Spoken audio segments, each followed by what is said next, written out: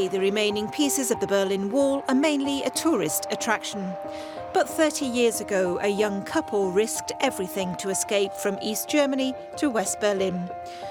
Winfried is a young engineer known as a risk-taker, an adventurous spirit.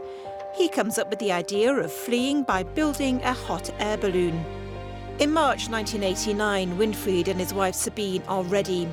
Outside their home in East Berlin in the middle of the night, they start to fill the balloon, but someone spots them and calls the police. The policemen see the balloon, which is already leaning towards the west and ready to go.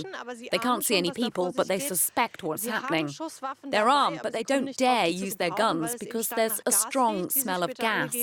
As they said later, they were afraid the whole house would explode. Winfried and Sabine, faced with a balloon that's not completely full, have only seconds to decide what to do, writes Caroline Labusch in her book about the escape. They've 30 seconds to decide what they want to do. And they decide he will go and she will stay behind. She hid in the bushes and saw him flying away. With such a sudden departure, Winfried finds himself at the mercy of the wind. He has no control over the balloon and flies for 5 hours, sitting on a piece of cut-off broom handle attached to the balloon. He climbs up to 5,000 metres where it's freezing cold, minus 20 degrees. His flight ends in the west part of the city in Berlin-Zehlendorf. He was chilled to the bone and he must have been exhausted, psychologically as well as physically.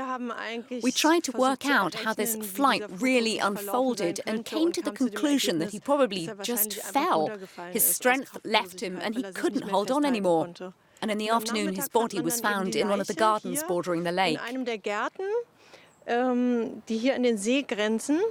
Every bone in his body was broken, his dream of a new life in the West shattered. If everything had worked out, if everything had gone to plan, what had Winfried hoped for?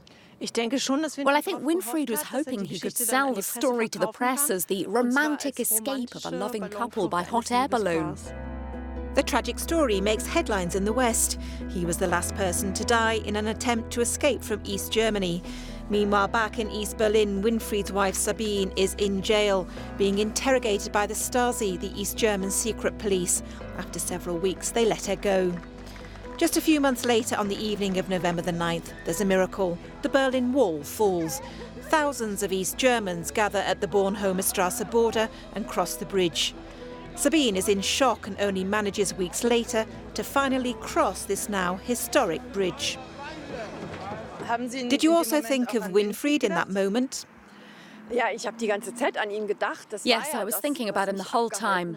That was what kept me from going over there, because he died in March and now it was only November. And he was dead because the wall was closed. And I think he'd still be alive if we'd waited a few months.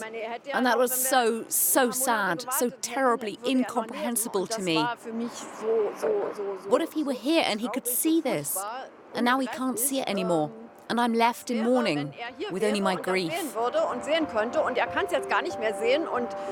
Trauer. Nur Trauer. Ja.